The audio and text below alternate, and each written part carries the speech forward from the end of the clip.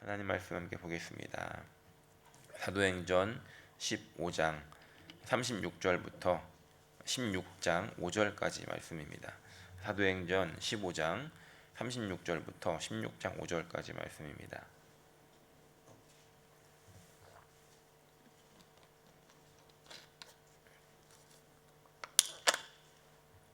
사도행전 15장 36절부터 16장 5절 말씀 함께 봉독하겠습니다.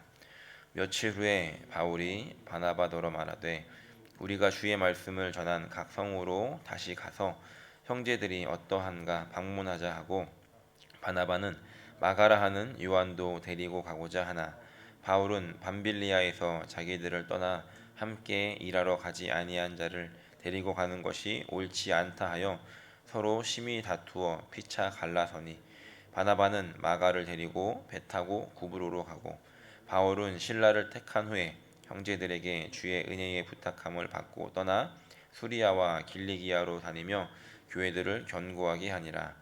바울이 더베와 루스드라에도 이르매 거기에 디모데라 하는 제자가 있으니 그 어머니는 믿는 유대 여자요 아버지는 헬라인이라.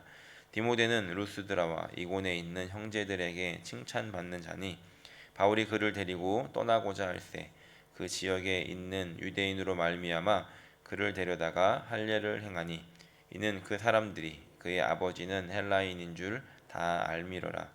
여러 성으로 다녀갈 때에 예루살렘에 있는 사도와 장로들이 작정한 규례를 그들에게 주어 지키게 하니 이에 여러 교회가 믿음이 더 굳건해지고 수가 날마다 늘어가니라. 아멘.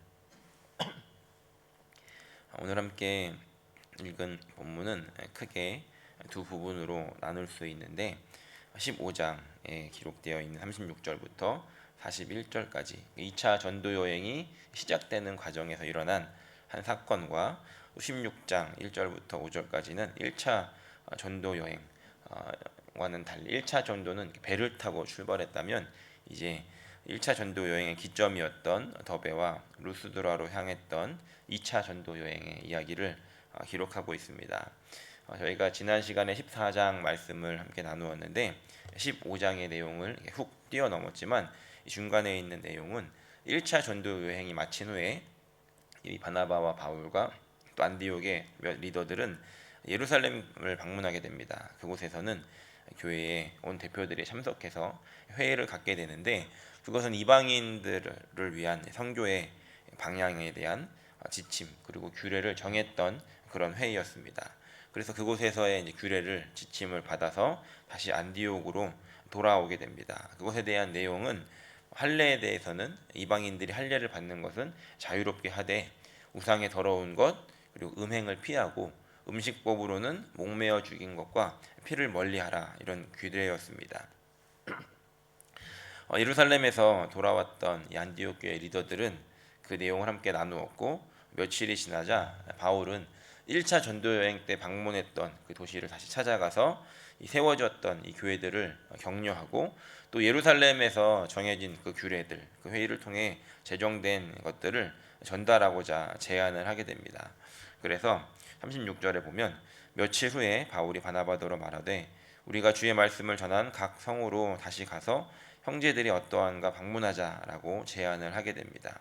그리고 팀을 구성을 하게 되는데 이때 바울과 바나바와 다툼이 일어나게 됩니다. 37절과 38절을 보면 원인을 알 수 있는데 바나바는 마가라 하는 요한도 데리고 가고자 하나 38절 바울은 밤빌리아에서 자기들을 떠나 함께 일하러 가지 아니한 자를 데리고 가는 것이 옳지 않다 하여 39절에 보면 서로 심히 다투어 피차 갈라섰다라고 기록합니다. 1차 전도 여행 중에 마가는 바나바의 조카였지만 그때 중간에 구브로 섬에서 육지로 들어가게 될 때 마가는 이탈을 하게 됩니다.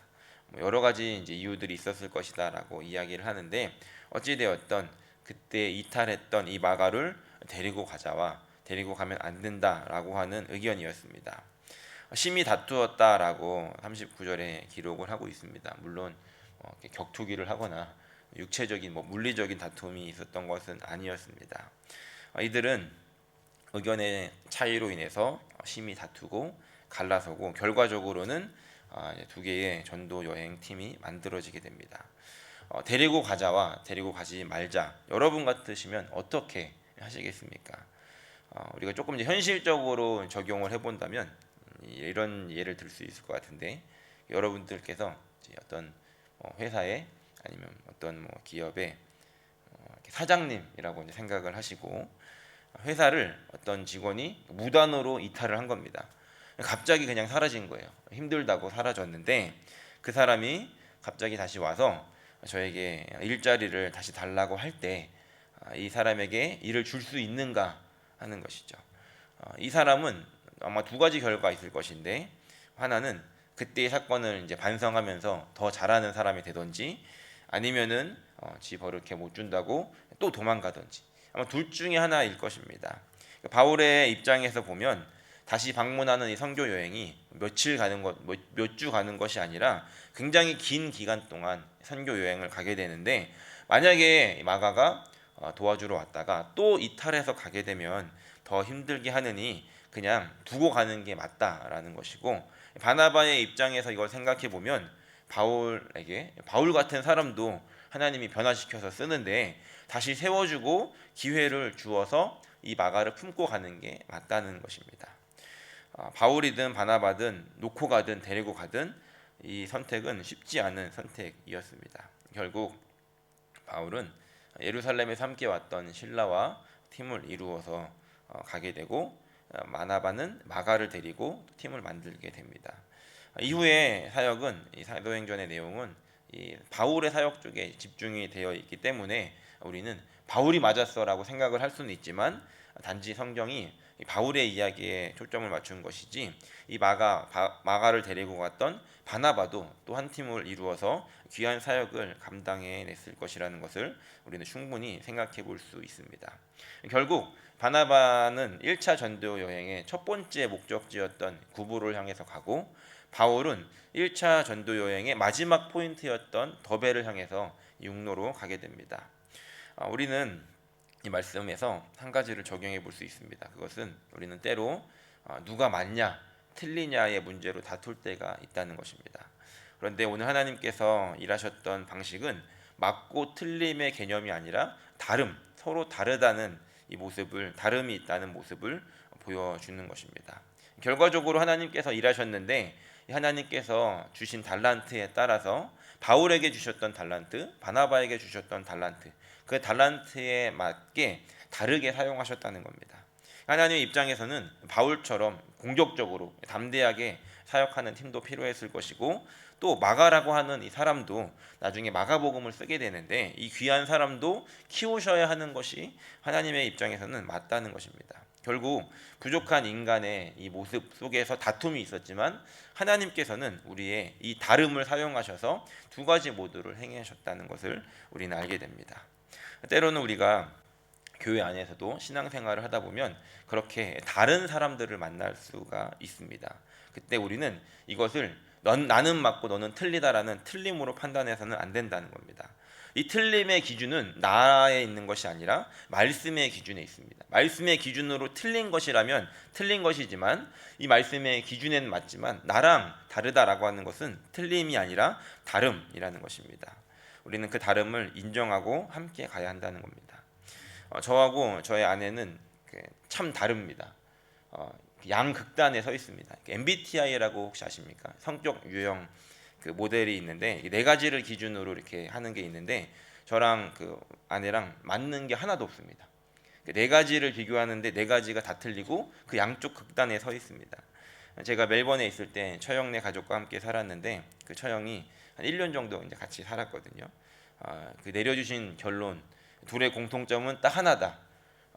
아무것도 다른 게, 그러니까 맞는 게 없는데 딱 하나가 맞는데 뭐냐면 하나님 바라보고 있는 거. 그거 빼면은 너희들은 맞는 게 하나도 없다라는 결론을 내려준 적이 있습니다.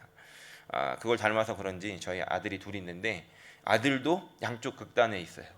그러니까 누구는 저랑 이렇게 저렇게 섞이고, 또 둘째는 이렇게 저렇게 섞이고, 그러니까 넷이 있으면 비슷한 것 같으면서도 다 다릅니다. 그런데 이 네 명을 우리는 이제 피로 맺어진 관계라고 해서 사회적 용어로 혈연 공동체라고 합니다. 하나님은 이 다른 네 명을 가정이라는 공동체로 묶어 주신 다음에 가족이라고 이름을 붙여 주셨습니다. 그러니까 교회도 마찬가지라는 겁니다. 서로 각자가 받은 은사도 다르고 달란트도 다르고 다 다른데 공통점이 있다라고 한다면 예수님 바라보고 가는 것이고, 예수님께서 예수님의 피값 주고 사셨기 때문에 예수님의 피로 맺어진 혈연 공동체라는 겁니다. 그리고 우리 모두 하나님을 아버지라고 부르는 믿음의 가족이라는 것이죠. 한 가정에서도 이런 다름이 있는데 각기 다른 배경과 또 환경에서 자란 분들이 모인 이 교회는 당연히 다름이 존재한다는 것입니다. 어제 윤 목사님께서 열변을 토하시면서 사랑해야 된다고 말씀을 하시면서 가장 큰 은사라고 말씀을 하셨는데, 정말로 이 다름을 하나로 묶어낼 수 있는 유일한 방법, 유일한 끈이 바로 사랑이라는 겁니다. 바라기는 우리 시드니 순복음교회가 서로 안에 있는 이 다름을 사랑으로 품고 인정해 줄 수 있는 믿음의 공동체가 되시기를 간절히 소원합니다. 여러분 한 분 한 분이 그런 통로가 되어지시기를 예수님의 이름으로 간절히 축원합니다.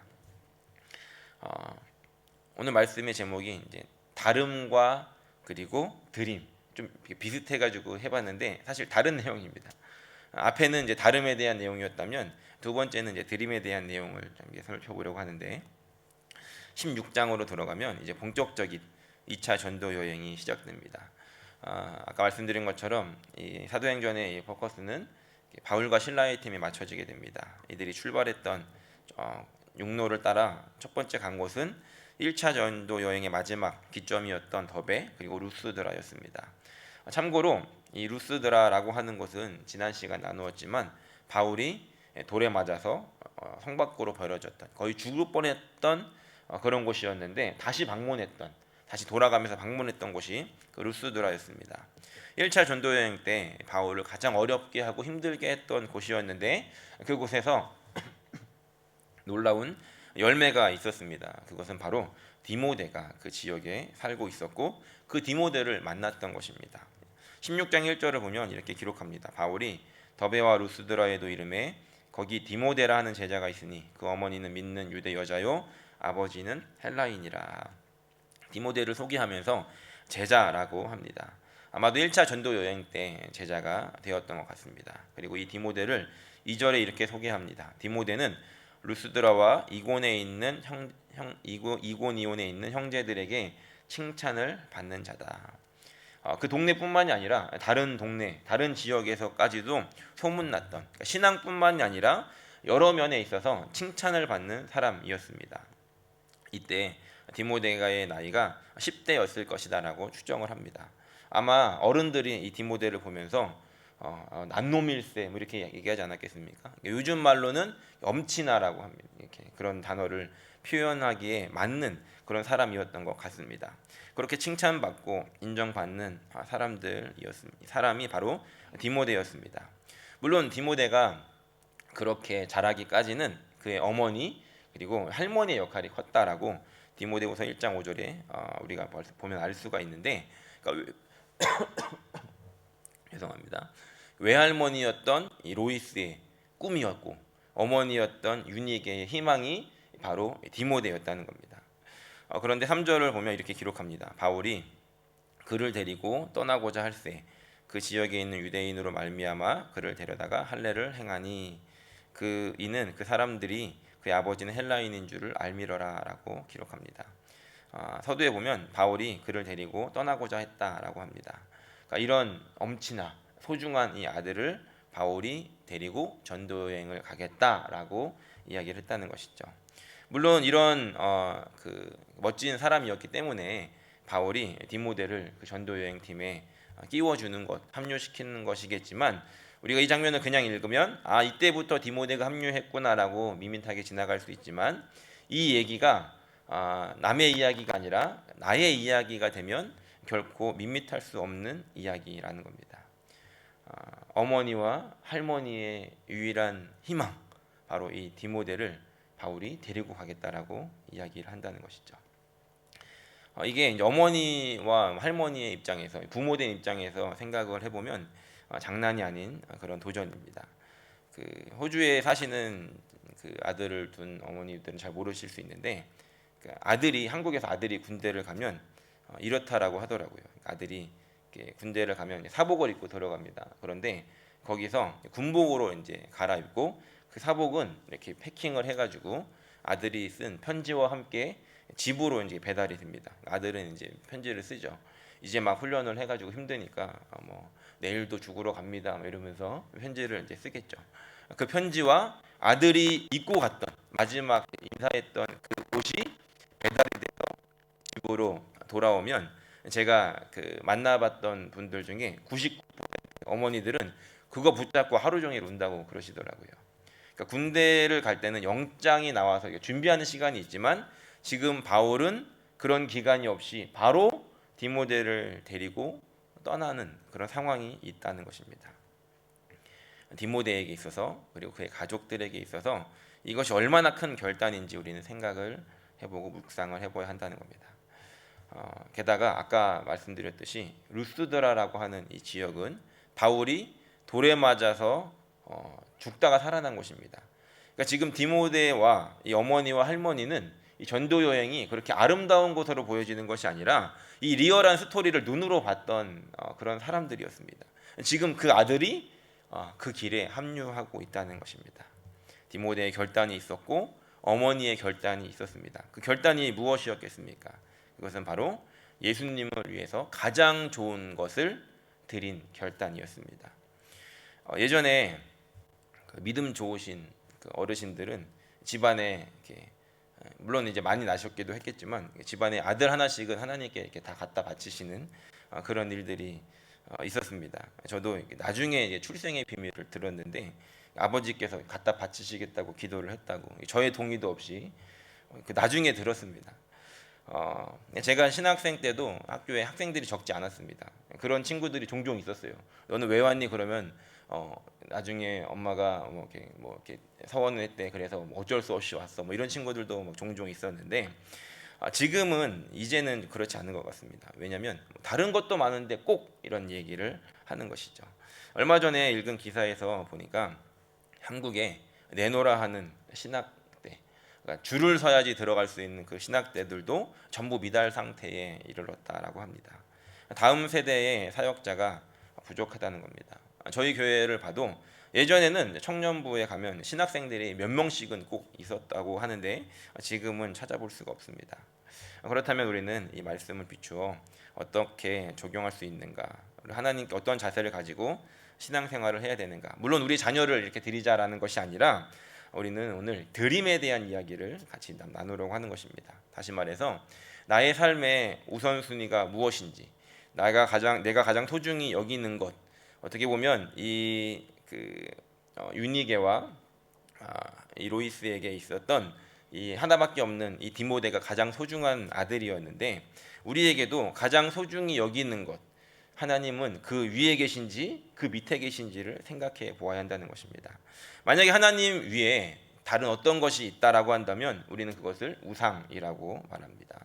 바라기는 저 여러분들의 삶에 가장 소중히 여기는 것, 그것이 하나님 밑에 있는지,